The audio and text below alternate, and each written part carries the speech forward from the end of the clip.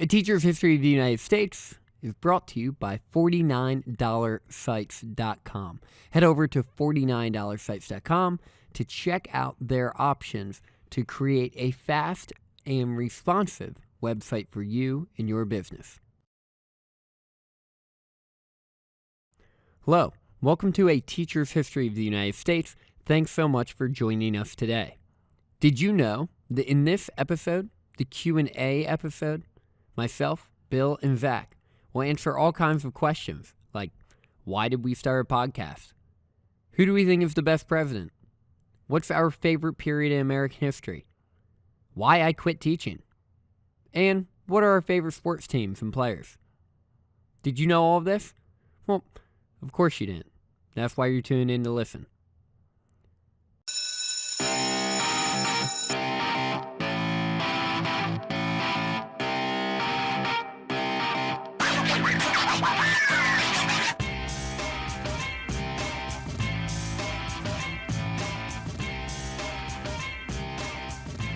Hello, welcome to A Teacher's History of the United States.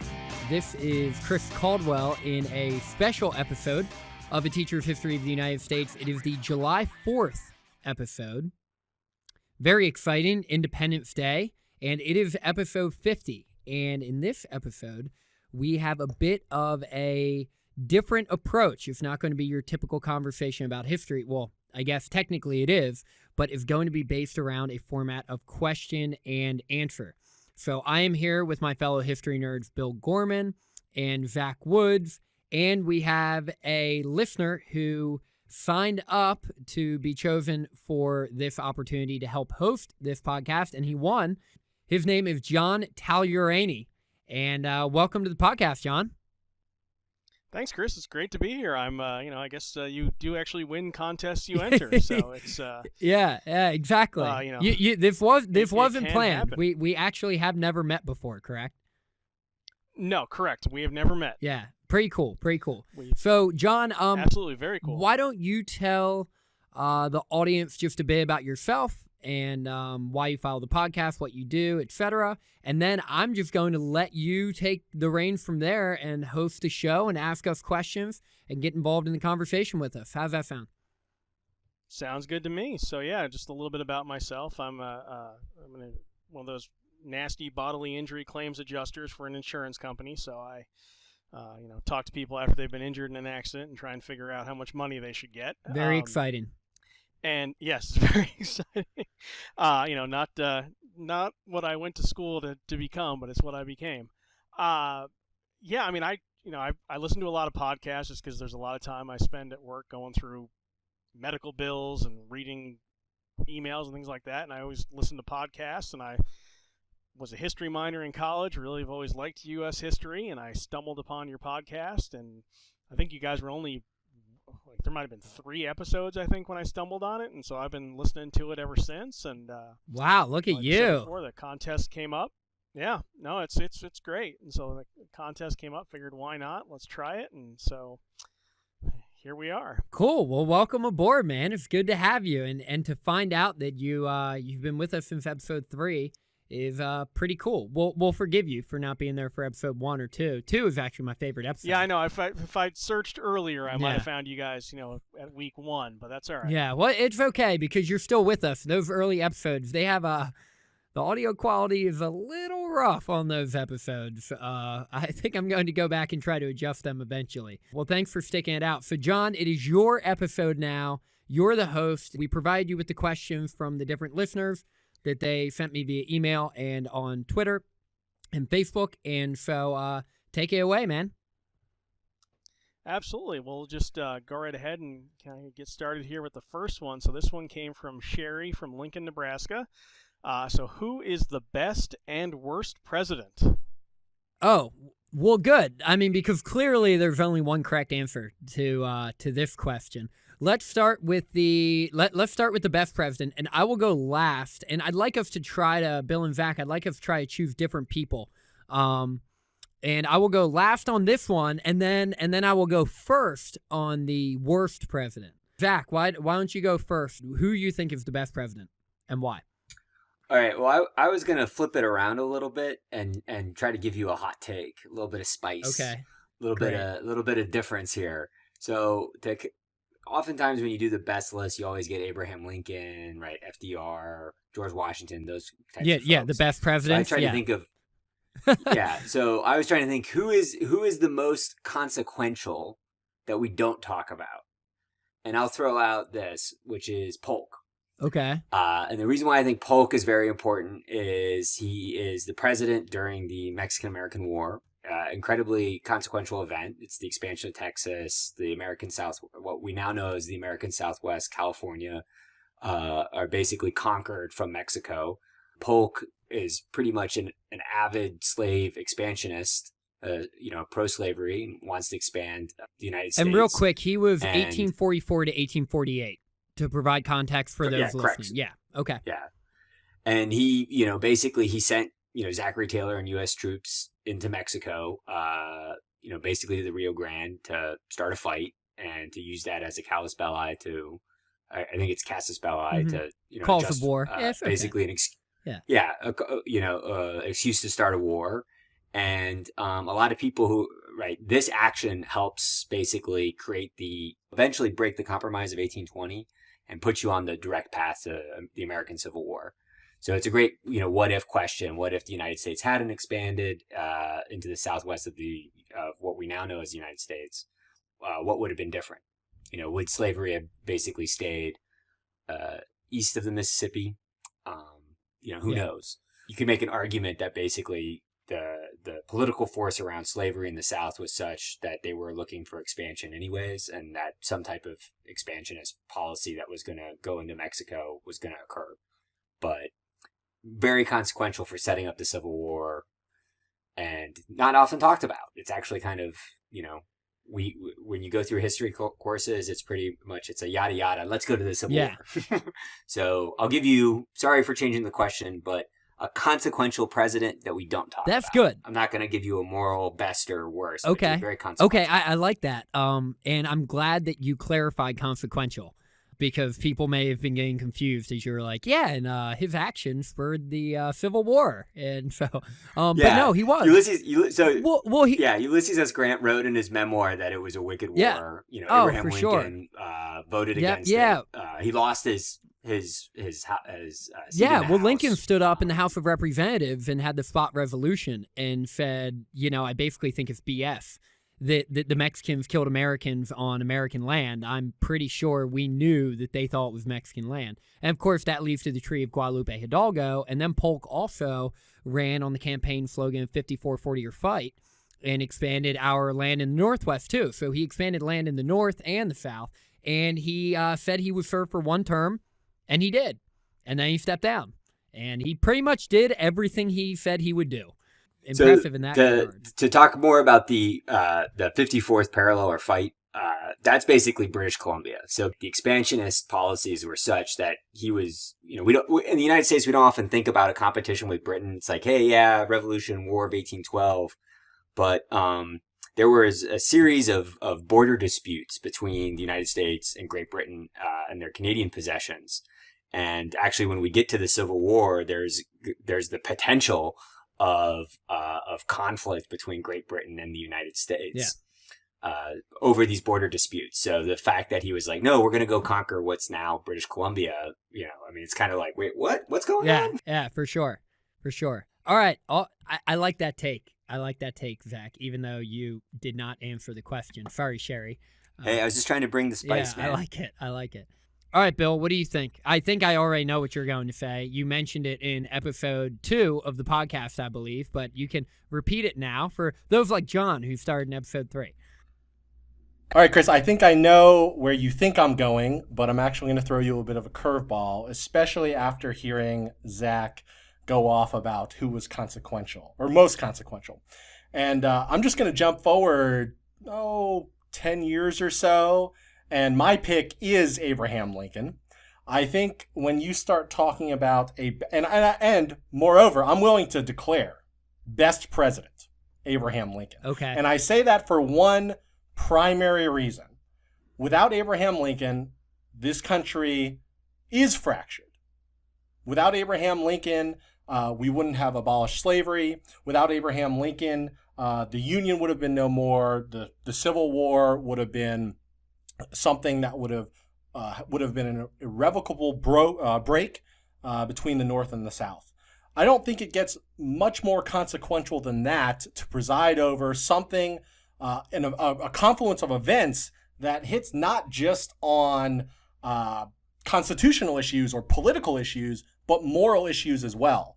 And so for all of those reasons, I both think that Abraham Lincoln is the most consequential president in American history, strictly from the sense that but for Abraham Lincoln, the strength of will, the political dynamo that he was, this country would not be this country today. And considering the confluence of events that were handed to him, that laid at his feet, I don't think we can overstate how important he was to the history and the preservation of the Union. Yeah, and that's a popular response, Bill.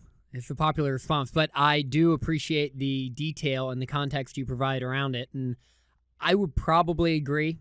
Abraham Lincoln, in my opinion, is the best too, for a lot of the reasons you just mentioned. I also think that Abraham Lincoln's patience, his humility, and his genuine desire to do what's best for the country, not for himself, is something that isn't often seen in politics. No, it's not just the moral stand that Abraham Lincoln took, because I think it can be underplayed, because Abraham Lincoln was also a pragmatist.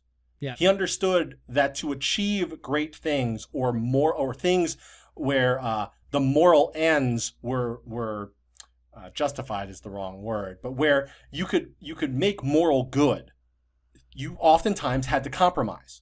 But it was working the right way. It was figuring out the right coalitions. Abraham Lincoln could do that, and for a lot of those personal qualities that you just brought up. So yeah. Yeah, no, I agree.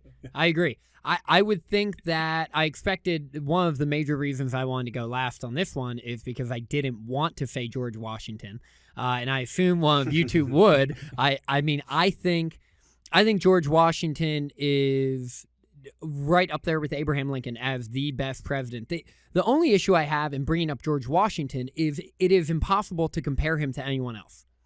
Many people assume he's the best because he didn't have anything to work with, right? He started from nothing. There's no real infrastructure there. There was a lot of infighting. You know, we could go on, and we will in this podcast just in a couple months when we get to Washington's presidency about how great he was, but I usually don't want to get too far down that rabbit hole just because it is, in my mind, impossible to compare him to anyone else because he was the first. It should be noted, though, that the framers and the founding fathers kind of just cast their lot with Washington. Yeah.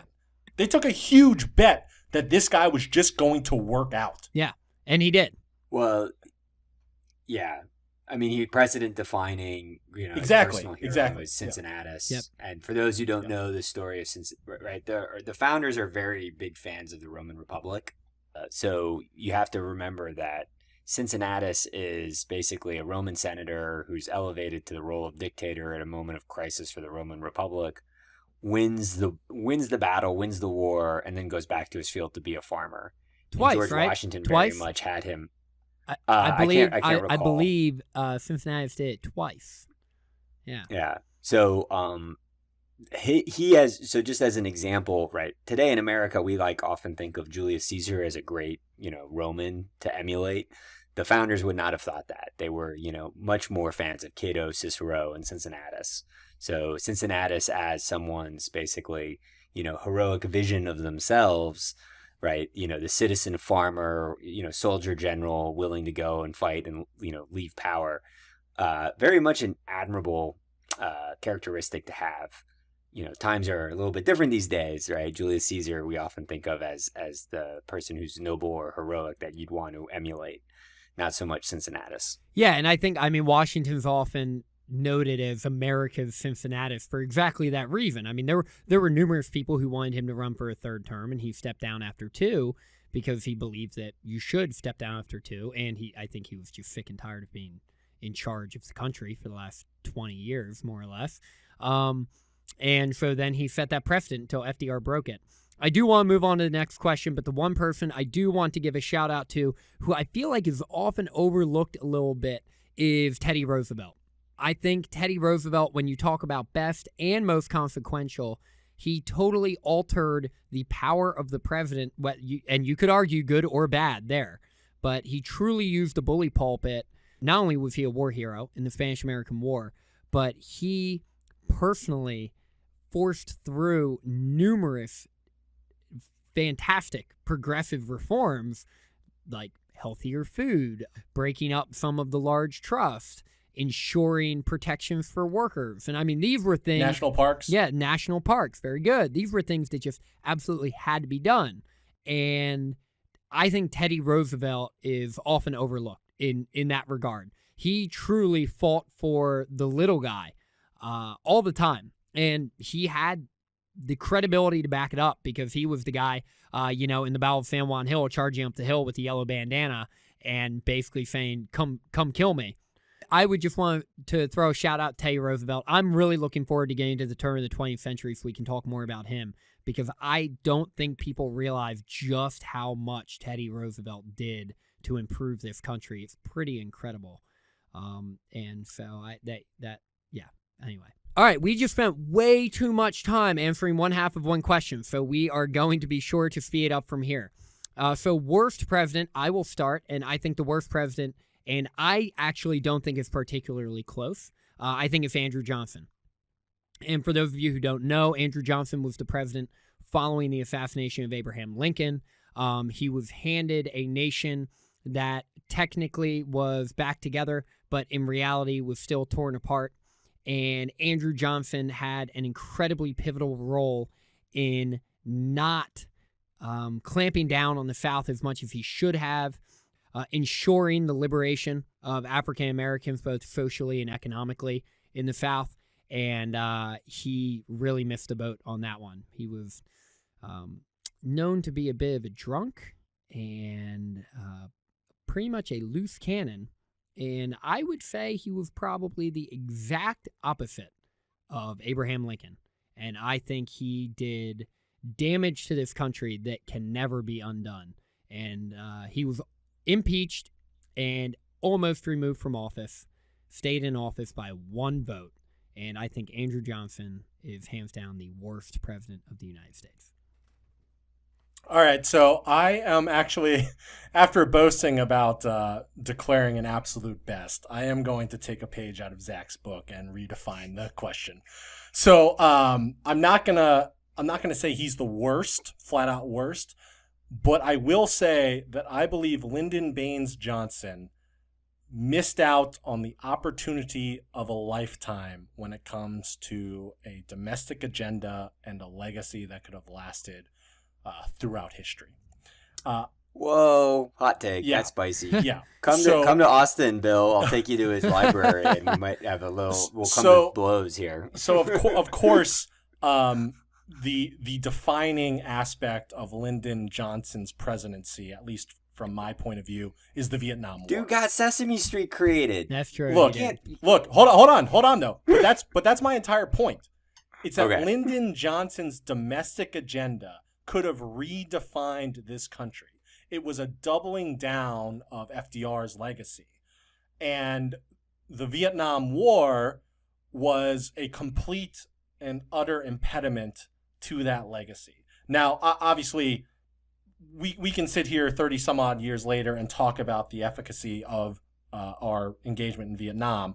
But the fact of the matter is, it completely took away from what Johnson was able to achieve in his domestic agenda. Yes, he was able to get the Civil Rights Act passed. Yes, he was able to get the Voting Rights Act passed. Yes, he was able to be instrumental in getting things like Sesame Street brought to the public, and so that poor families could get access to rudimentary pre-K education. But the fact of the matter is, when you look back on Johnson's presidency, the reason why he would not seek nor would he accept the nomination for president of the Democratic Party was because of the entanglement in Vietnam. That is from that prism. I believe Johnson, for better or worse, he's coming off the assassination of a young, vibrant president. The nation was ready to move on big issues. The political capital that he had was enormous. Yes, he was able to get some things done, but ultimately Vietnam crippled him. And that's why I am choosing LBJ as my example for this.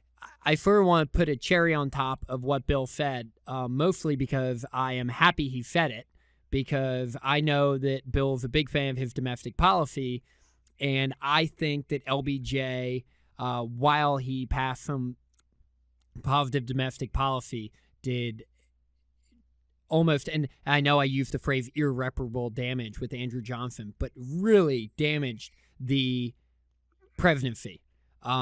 Because look, leaders go as far as you can trust them. Period. End of story.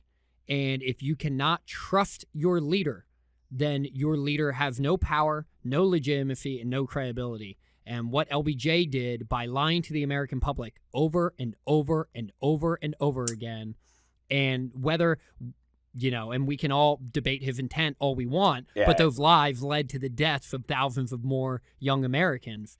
And once that happened, and then of course you followed up with Nixon, and the trust in the presidency just erodes to the point where we are now.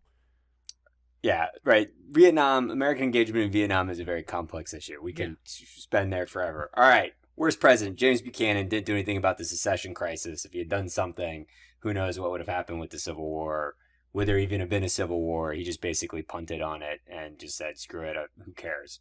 Let Abraham Lincoln deal with it. And that alone is just embarrassing and really poor. And he was incredibly inconsequential and screwed everything up. So James Buchanan, absolute worst. Next question.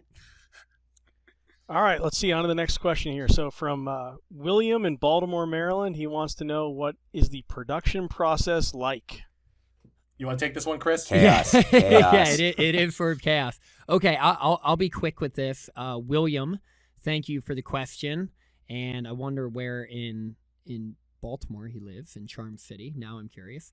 But the production process is pretty much, I spend an inordinate amount of time researching different topics, deciding what I'm going to talk about and why I'm going to talk about them.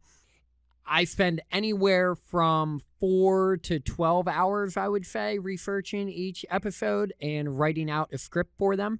If it's an extra credit episode, then I bring on Bill or Zach, and we do something like this, and we overcomplicate the recording process like we have tonight. And then we get all the audio sent to me. And me being a former history teacher, I clearly know what I'm doing. So then I cut up all the audio, I produce it. I'm the one that adds in the music. I'm the one that adds, I add in everything. I do everything on my own. And that's why you'll notice in our earlier episodes, the audio quality was poor because I was literally trying to figure it out as I went. And just to add, Chris, yeah. This is Bill talking. It should be noted, we're actually all recording remotely. Yes. So none of us are in the same room. Yeah. But I would like to make note that I am often responsible for the episode titles. That's true. Bill does think he is often responsible for the episode titles. And so then I just, Bill, Zach, and I, if I want Bill or Zach to come on board, I let him know a few weeks ahead of time, hey, these are the ideas I have for the next 5 or 10 episodes. What do you guys think? Do you want to hop on? Is there anything in particular you want to talk about? And then they just decide which ones they want to hop on.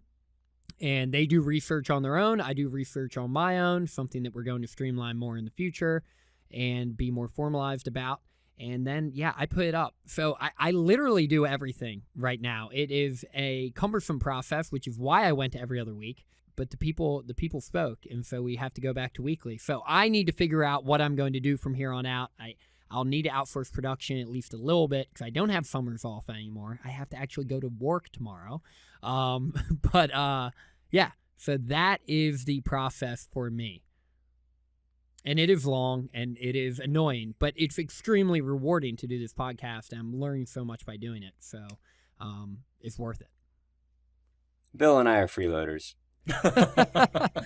Yeah. I believe. No, we're a sounding board for Chris, and we can help him think of some different ideas. More or less. And he'll say, if there's something that, we feel is consequential that he should spend a little more time on, we'll bring that up. Since this is a history podcast, Zach, I think we should be referred to as carpetbaggers. Very good. Carpetbaggers, I like yeah. that. Paul. Very good. Nerding out hardcore.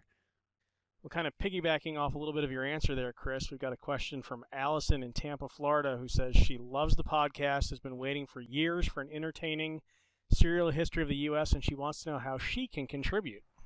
That is a great question. So right now, what we're looking for is I've been reaching out to other U.S. history teachers because I want to get more U.S. history teachers on the podcast to get their perspectives, to hear how they teach different things, to hear, how their students digest it and what different challenges they have. So if you are a history teacher or you know a history teacher, then let them know.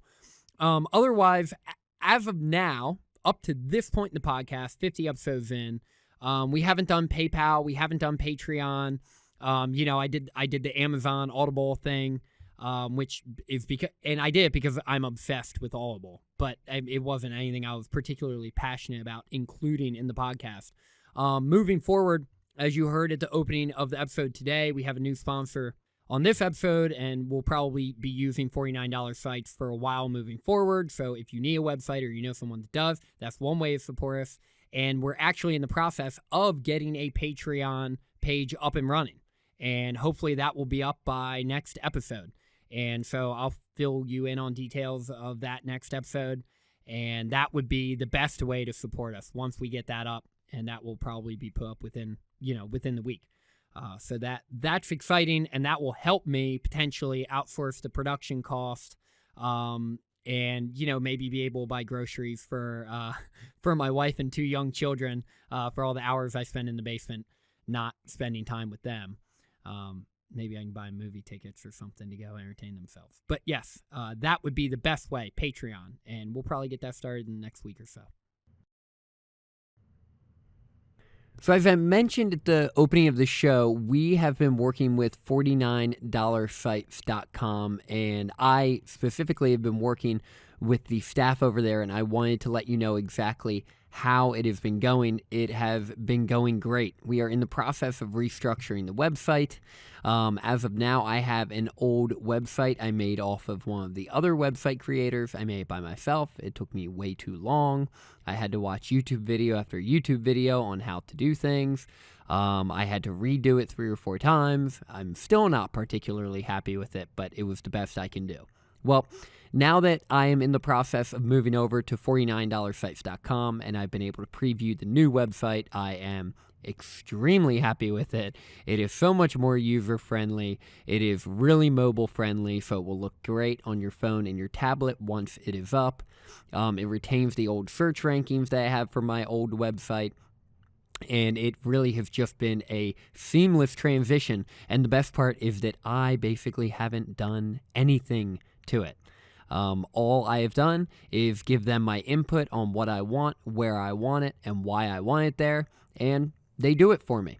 The project manager, Haley, has been awesome. She's been working with me the entire time, and even when life and my job and my new baby got in the way, Haley was being professionally persistent, pinging me to keep this project moving along, and that's probably why it's still not up yet. That's my fault, not theirs. The best part about $49sites.com is they will be maintaining my website for me. They'll be updating it with new episodes, blog posts, photos, updates, etc. And this will save me so much time, and hopefully will be one of the reasons why I'll be able to get back to weekly shows.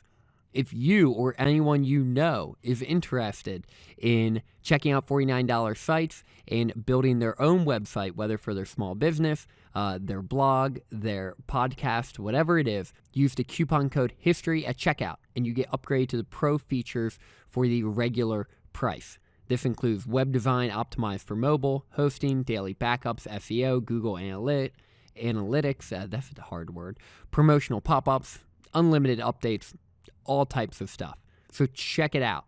Like I said, in between this episode and next episode, my new website will be updated. So by the time we get to next episode, I'll remind you again to check out the new website. Once again, that's 49, the numbers 49, and then the words $sites.com, $49sites.com. Use the coupon code HISTORY at checkout to get upgrade to the Pro package. Now, let's get back to the questions. Okay, so let's see. We've got from Andrew in Los Angeles. Wants to know, Chris, why did you leave teaching? Kids are mean. Yeah, yeah, they are mean. That is a loaded question for sure. I loved teaching.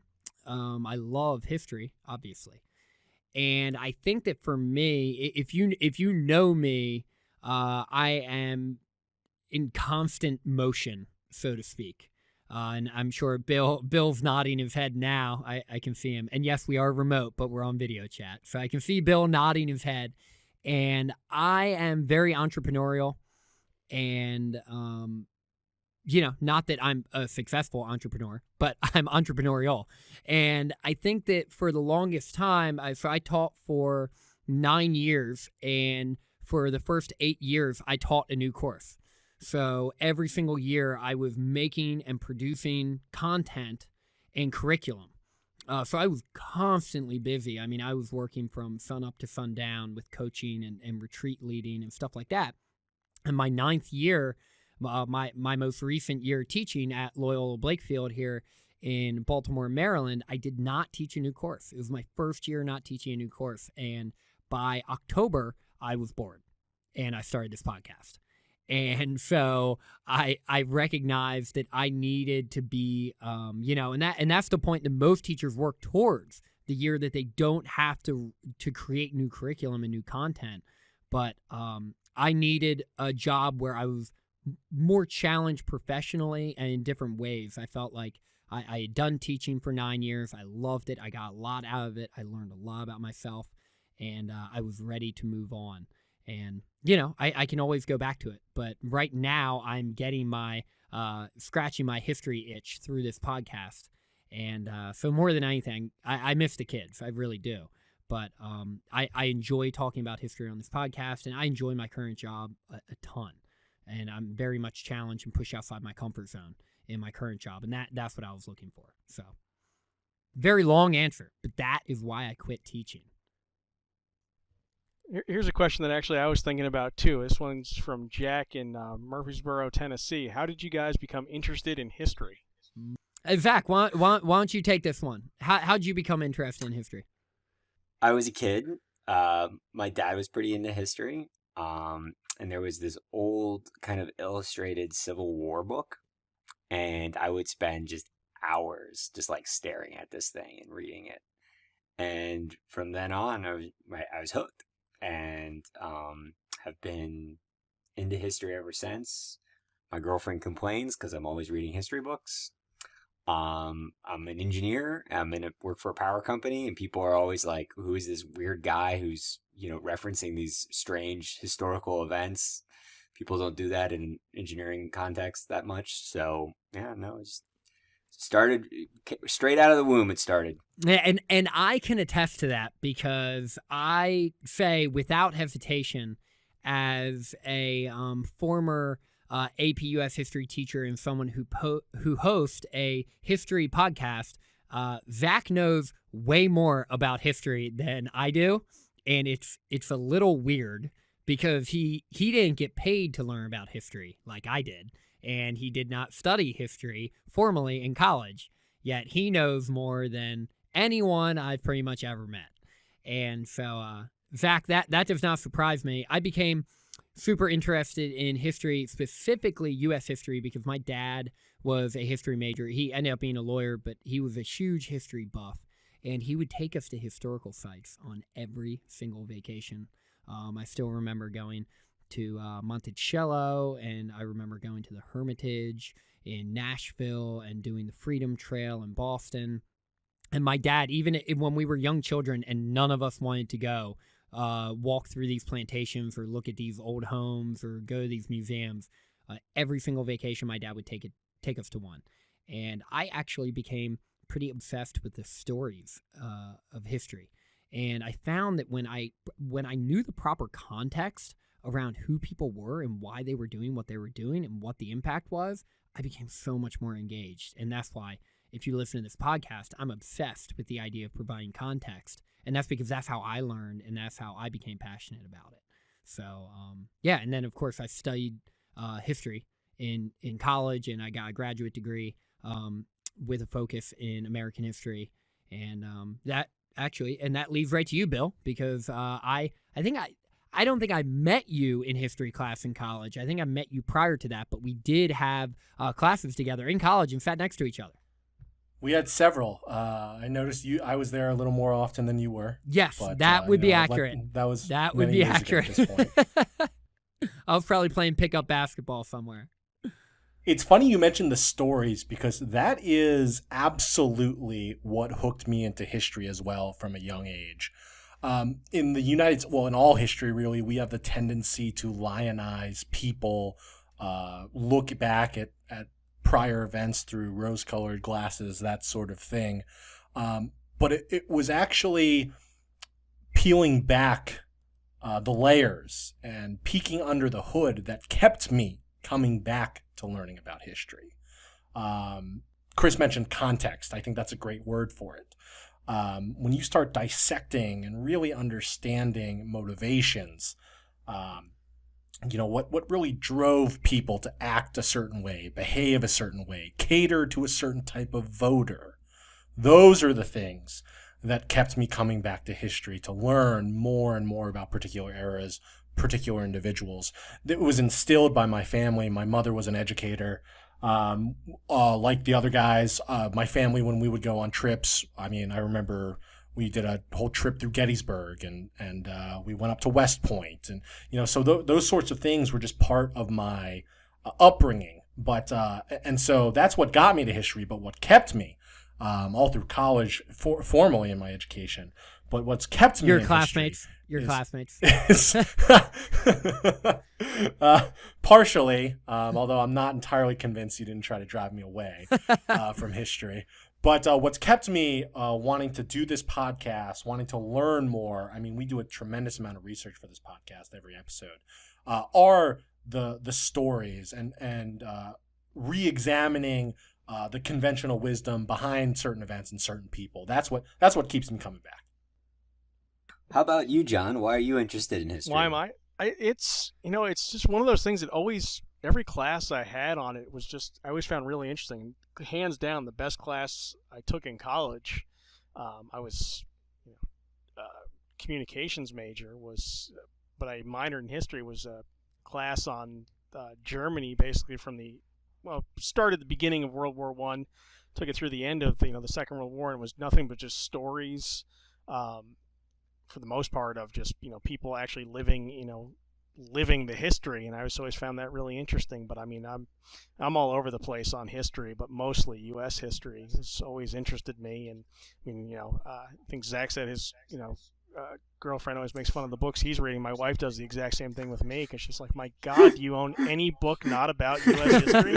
And I'm pretty sure I don't. If it isn't, it's, even if it's sports, it's the history of the NFL or whatever, so it's it's just I've always found it fascinating that just reading about the people that actually lived through these events that you hear about, because it's like, oh well, George Washington did this. Well, actually hearing about the people that were there with him, or what his decision making was, that's what's interesting. So John, I'm going to put you on the spot here. What is your favorite history book?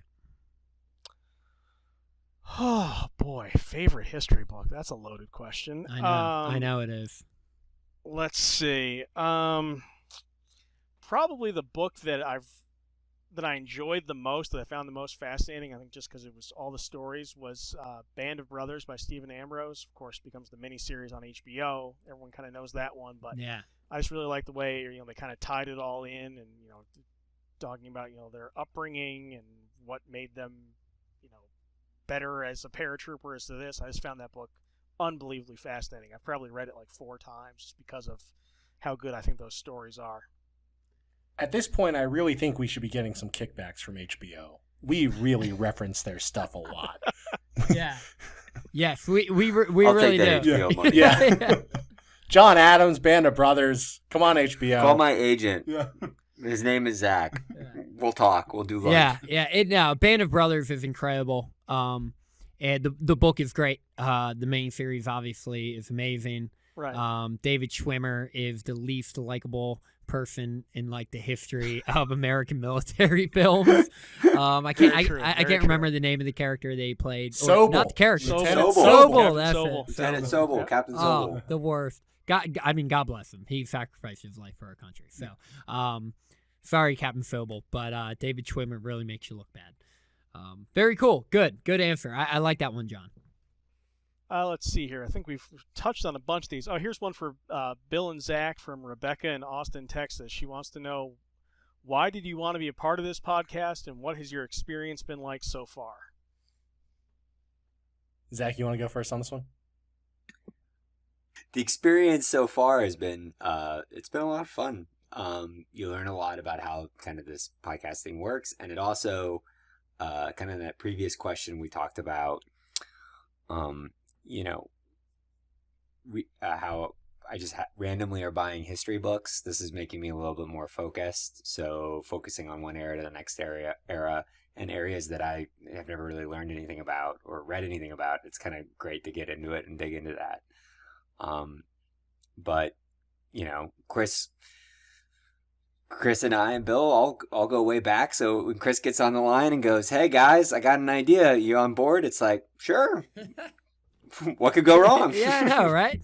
It's just hundreds happens. of hours of my life. That's all I'm asking for, Zach. It'll be fun. Yeah, it has. So John mentioned it up front that he just enjoys podcasts in general, the medium. He's listened to them, etc. I was kind of the same way, right? I listen to more podcasts than I do music on an everyday basis. Listen to podcasts in cars and all that kind of stuff. And I remember to this day, we were at what was it, Clyde's? We were at Clyde's in DC. Clyde's in DC. Right before a Xavier basketball game. Xavier Georgetown game. Yep. And that was the first time Chris brought up his idea to me. And I think I turned to him and said, I've been looking to get into the podcast game.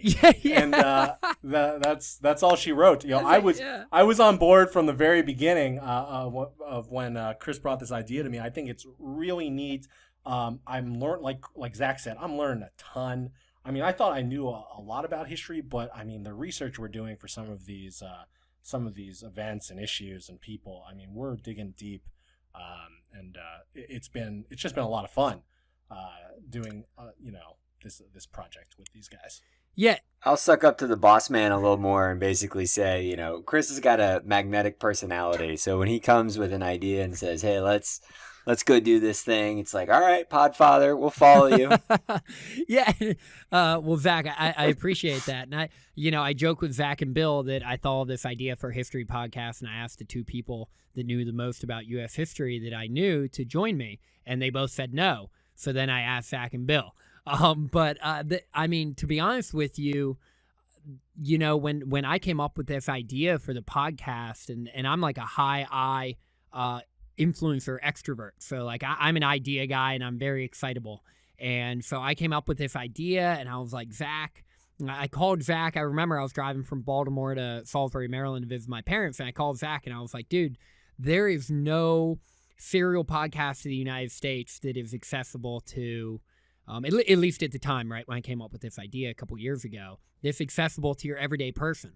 And so I told him, I said, I have this idea of these, a teacher's history. There will be extra credit episodes, and there can be some things we can dive deeper into, like Columbus and Pocahontas and Bragg's defeat and, whatever it is. And I can bring on guests, and I want you to be a guest. And then, Bill was the person that immediately popped in my head after Zach. And I think that all three of us, the reason I chose Zach and Bill, not only because I knew they would want to do it and I knew they knew a crap load about history, but because we complement each other very well. We're all different, very different types of thinkers and different types of communicators, and I love that. And so I appreciate you guys being on board with me, and we'll see where this goes. I mean, we have a lot of history left to go, so it's definitely, you want to take a moment and enjoy the ride, and that's certainly what we're doing right now, and it's been a lot of fun so far. All right, from Keith in Johnstown, Pennsylvania, wants to know if you guys plan on doing more Q&As and finding new ways to interact with the audience. Yeah, I think that, and we'll see when we roll out the Patreon account. I'm going to make myself available for some Q&As every other month or so. And, if Bill and Zach want to join me, they certainly can.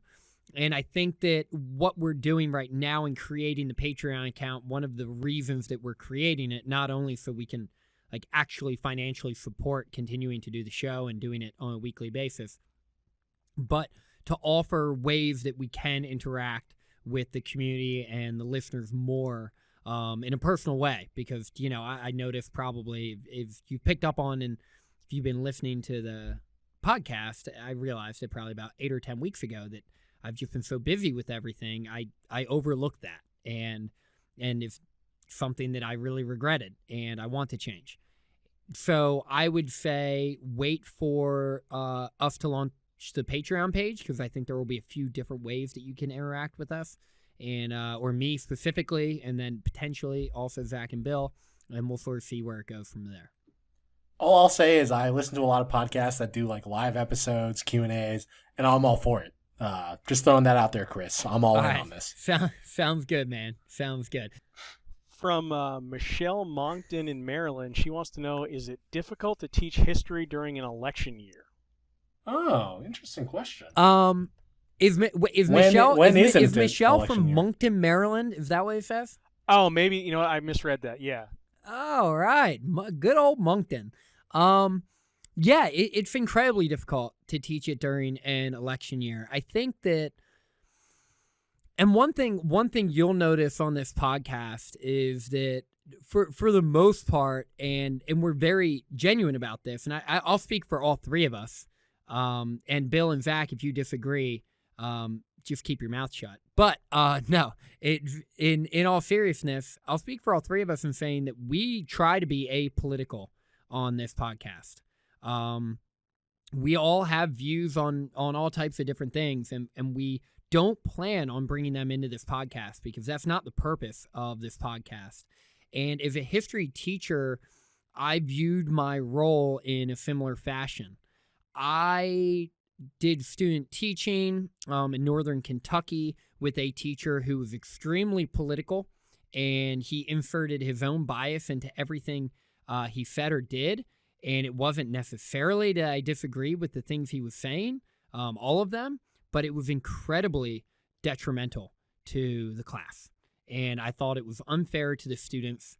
And, you had students who were either being defensive and argumentative with him, or students that agreed with him. And you could see him dividing the class, and it was really a shame. And so I made it a commitment at that point. I was still in college at this point, to never bring my own political views into class. And more than anything, I loved election years, although they were difficult, because I just purely played devil's advocate on everything. And I mean everything, to the point where I took a lot of pride in the fact that my students had no idea what political party I belonged to, no idea who I was voting for. They genuinely did not know, because I just argued the opposite of everything any of them said. And I actually got an email from a mom in the fall of the election, about 3 weeks before the election, thanking me because she asked her son who I was voting for, because I taught AP US government and politics also. And this boy Tim was in my AP Gov class, and she just assumed that I had been, poisoning his mind with, I guess, whatever the opposite of their preferences were. And he told his mom he literally did not know who I was voting for and had no idea what I actually thought about any political issue. And she thanked me for it, because she didn't think that was my place. And neither was. Rare thing for a teacher to get thanks from a parent, so that's a high sign of a compliment. Yeah. Well, it's one of those things where, people have to figure it out for themselves, right? And everyone has their own perspective, and they view the world through their own lens of their own experiences, growing up in their neighborhood, in their region, dealing with their issues, and to try to force your views on other people, even if you genuinely believe your views are correct, it's just counterproductive. People have to, you can't force people you can't sell people. People have to decide to buy, and it just, yeah. So I always sort of think that back and forth is a bit pointless. But I throw one exception in there, which is occasionally we are going to do some moralizing, yes, like slavery yes, is bad, oh yes, killing people is 100%. bad. And Zach, I'm glad you brought that up. I taught at an all boys Jesuit high school. So Jesuit is, it's an all boys Catholic high school. So when people would say things or do things that ran up against the mission of our school, I felt like I had an obligation to speak out against them, saying, politics aside, this person, when they say this or do this, it is not okay. It's not okay. You can't do that. You can't treat people like that. Whatever it was, and I did that for all 10 years I taught. But I agree with Zach. We'll definitely do some moralizing. But, politics is so complicated. I can't pretend like what I think is right. All right, kind of the last question here, at least as far as history goes. There's one kind of curveball we'll go to here at the end. But George from Prescott, Arizona wants to know, Chris, are you planning on writing a book or doing another podcast when this one's done? And then it says, pretty please. I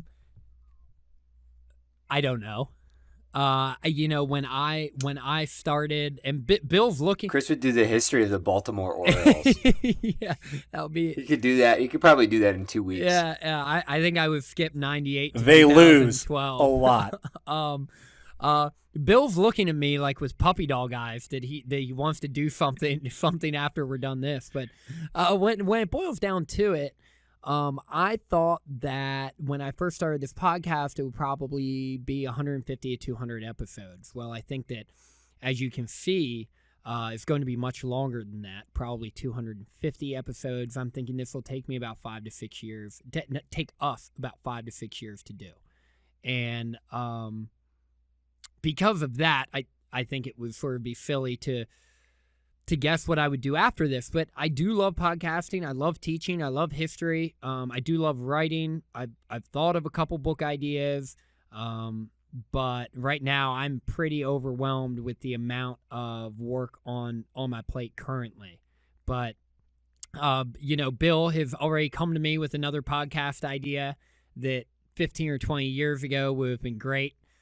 Look, if anyone out there, because clearly Chris is not interested, but if anyone out there is interested in doing a retrospective, again, on the HBO series The Wire, and we'll call it Wire to Wire, hit me up.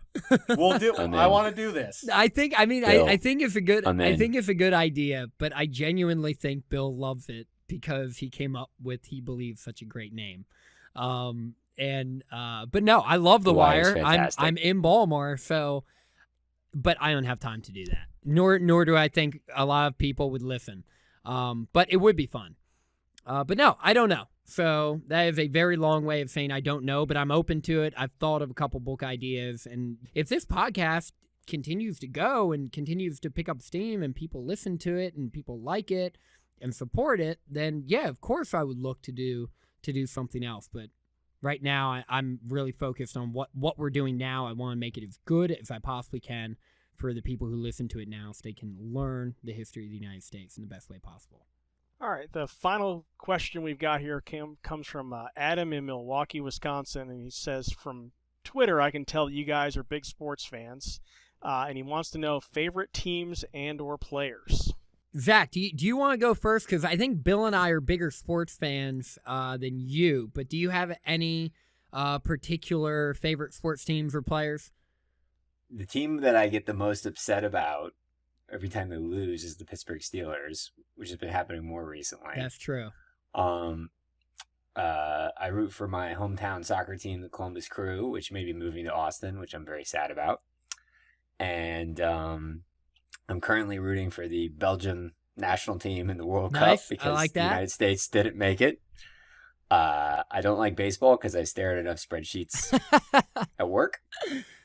Sorry, baseball fans. And then the NBA is my relief valve for sanity because I have no rooting interest, and it's just a male soap opera that I get to follow and have fun with. Yeah, Zach is a huge Steelers fan, and he is a big NBA fan in general. I can attest to that. Zach and I have watched many Steelers-Ravens games together. But yeah. So, Bill, how about you? There's one team above all others that I am truly fanatical about, and that is my Xavier Musketeers. All three of us went to Xavier. We are a Big East basketball school now. One of the greatest days of my life was when the old Big East broke up and the dreams of all Xavier fans finally happened, where the all-Catholic conference finally came together, and we get to join the likes of the Georgetowns, the St. John's. True.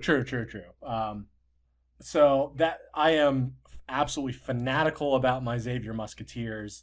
Talking about the NBA, I loved seeing David West win another ring. I think the Warriors style of basketball is fun to watch, but more than anything, I just wanted to see a good X-Man do well in the NBA. My other fanships are often maligned, but I am a New York Yankees fan and a Green Bay Packers fan for reasons, legitimate reasons, not just because they were good when I was a child. Legitimate reasons why I like those teams. We don't have to get into it because I know I'll just be made fun of. So we can just move on. John, do you have favorite sports teams and/or players? Definitely. I'm a huge sports fan. I grew up just outside of Philadelphia, so I live and die with the Philadelphia Eagles. So I've been mildly obnoxious for the last. Congratulations, 6 months. John. Yeah, congrats. America's very happy yeah, for you. I and everyone else outside of the greater Boston area was cheering. All liberty-loving people everywhere loved that. Yeah, I went to college. There are a lot of New York area sports fans, so a lot of my college friends are Giants fans, a couple are Cowboys fans, so I now finally actually have something to say back to them, which makes me happy. I don't know if they agree, but that's okay. And then the other team that is basically I grew up on the East Coast, but somehow we're all St. Louis Cardinal fans. It's a long, complicated story, but basically my dad and uncle saw a game at Ebbets Field in 1942, something like that. Like the Cardinal hats, the family obsession was born. So those are the two teams that I've lived and died with for a long time. I can tell you, John, I live in St. Louis now, and the St. Louis Cardinal fan base is one of the more rabid baseball fan bases I've ever encountered. Very rabid. They're obsessive. It's awesome. I'm a huge I will fan say, of though, the Cardinals. they're good fans. Yeah, because they actually know what they're talking about. Yeah. So often you encounter large swaths of fan bases that you're like, what are you smoking? Like, where are these arguments coming from? Yeah. But the Cardinals are and their fans are actually pretty darn good. Yeah. I'm a Baltimore guy, so I love the Orioles. Really love the Baltimore Orioles, which is clearly unfortunate for myriad reasons. Big Baltimore Ravens fan, and I love the Ravens. And Zach and I always go back and forth on the elite Joe Flacco. So elite. He's so elite. But I'm a huge Baltimore Ravens fan, and I would second Bill. My number one passion is Xavier basketball. And, it's funny because Xavier basketball has an incredible fan base and great history and no Final Fours. And, there are few things in which I get my emotional needs met, and Xavier basketball is one of them. John, are those all the questions? The questions are done, Chris. That was it. Cool, man. Do you have any questions? About the only thing about the only other part, obviously you guys are just kind of getting to where America became its own country, and I'm just curious, is there a particular part of U.S. history that you like more than the others? I would say there are 3-4 parts that I think most. You have to pick one. All right, fine. I will go.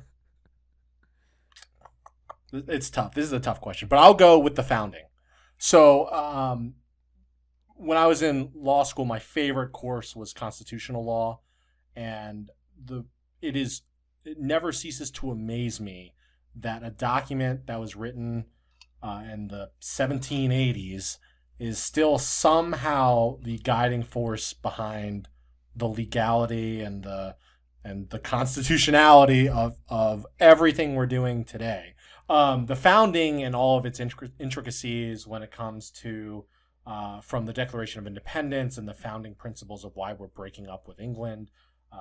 And I didn't think of it as like a breakup until I heard "You'll Be Back" from the Hamilton musical, and it's a breakup song. It's absolutely amazing. All the way up through Washington and his farewell address. I mean, those sorts of events. I mean, it's like you're making it up. Like it's incredible. And the thinkers of that time, they had learned from the Greeks and the Romans, but they were putting down some pretty novel ideas, and some of those ideas they were just outright stealing from others, like John Locke. But they were the first ones who were really applying it to at that point, a modern form of government. I just think the founding is just the most interesting part of U.S. history. Obviously, I've always enjoyed the Civil War, and I would really encourage people to not read the Civil War as just the battles, but as basically the whole lead up to the crisis, the secession crisis, and then the aftermath of Reconstruction. You really have to understand that full arc. Probably one of the simplest, easiest single volume go-to reads is A Battle Cry of Freedom, and it's great. And I would strongly recommend that for anybody who's kind of interested in that period. It doesn't deal that much with the aftermath, but it's really good for the before and the during. Chris and I spent some time in Philadelphia earlier this year, We spent a decent chunk of time at the Museum of the American Revolution. And one of those things that I guess I would have hoped was always swimming around in my mind is the question of who was being freed. This was independence for whom, is how the museum put it. And I think the thing that, again, I say what brings me back to history are those types of questions and those types of stories. And we're gonna get into that in far greater detail as we go through the events of the American Revolution and the founding of the country. Who really gained their independence through the American Revolution? Who came out on top? Because what is certain in any event that we cover, there are winners and there are losers. And the American Revolution and the founding of the country are no different. And I can't wait to get to that part of the podcast. I am an American Revolution fanatic, like absolute fanatic. I love it, and you have no idea how much I have to leave out in this podcast just because I know that there are so many people out there who are not going to care as much about these tiny little things as me, and it would slow down the podcast way too much. And I'll readily admit that when we started talking about the events that led to the American Revolution, all the way through the revolution and probably through the founding, the podcast is slowing down. Like, if you're listening to the podcast, you can tell it's slowing down. And that's because I'm so passionate about this topic and I love it so much that we are going into greater detail and we're really taking our time with it. And I've had one or two listeners reach out to me and wish the timeline would speed up, but I just think there's so many great stories of the revolution and cool things that people don't really know about and things I always wanted to teach about, and now I can do it on my podcast. And it's a little selfish, but I think in the end, people will be happy that we covered these things. But I would say the American Revolution for sure, and then World War II.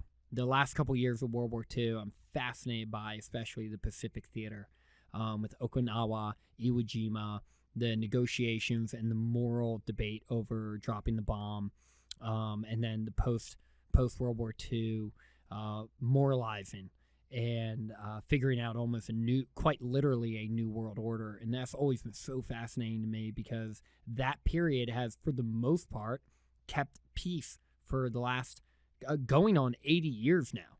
And I mean, that's really impressive that it's been able to do that. And I'm very thankful of that because my immediate family hasn't been dragged into a war. I've had a couple family members volunteer and sign up for war, but not dragged into one.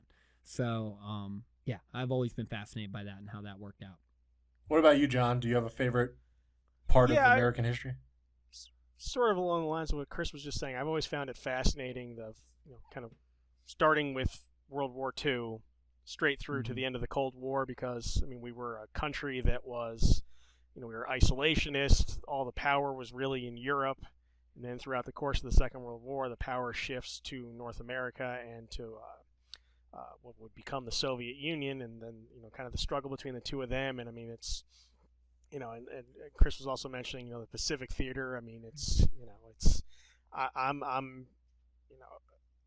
growing up, my grandfather was in the Pacific, so it's like I have that Gotcha. personal tie to it, and just kind of knowing. I mean, I only heard bits and pieces of stories. I've heard a lot more since he passed, but just kind of hearing those stories and knowing that that's not just something in a history book. That's somebody I know, that actually lived through all that. But I just find that whole kind of era from going from we didn't want anything to do with anything else in the world. It was just what was going on our shores, all the way to becoming kind of the global leader in the world. I think that's the most fascinating part for me. Yeah, I was just oh, by the way, we haven't said enough shout-outs to HBO. Their miniseries, The Pacific, is incredible, and I actually think it's better than Band of Brothers. You're crazy. You are certifiably insane. And real quick, I do want to say one more thing about World War II.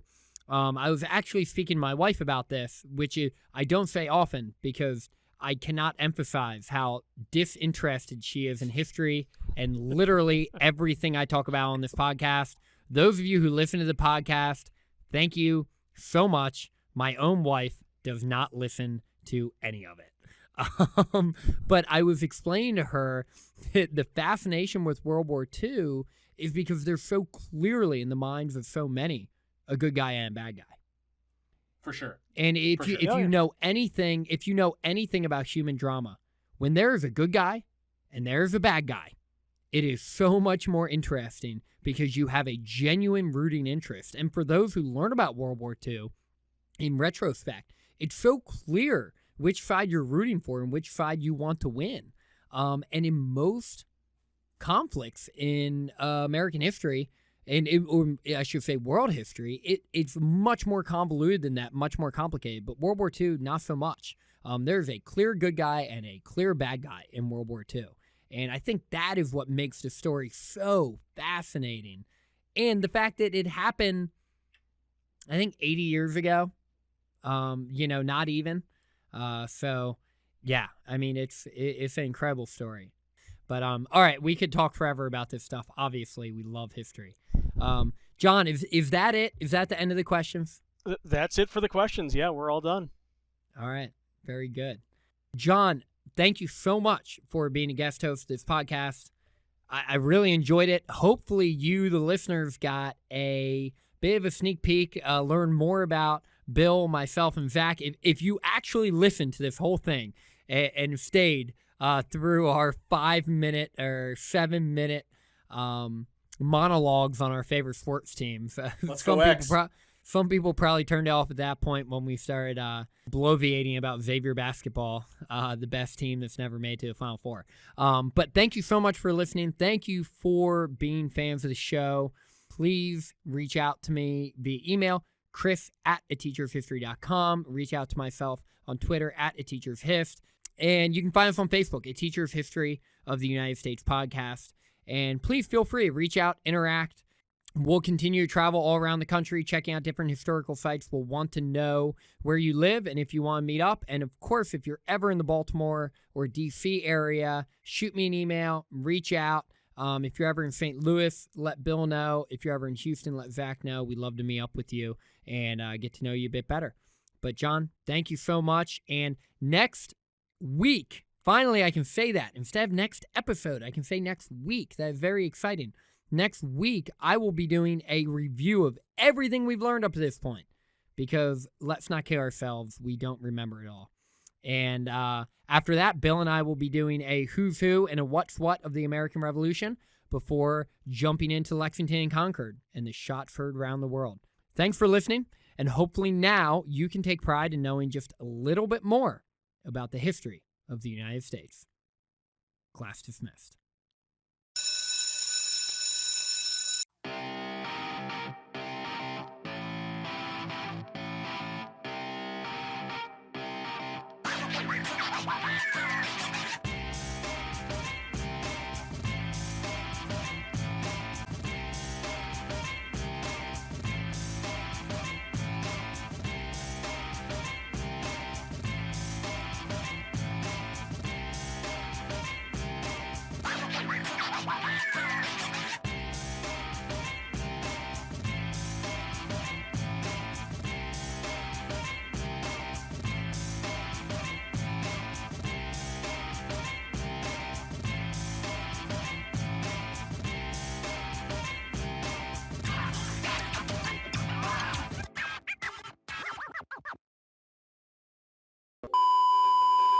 Laredo. This is like Nice. all we drank. There you go. It's great. Zach, Glorious.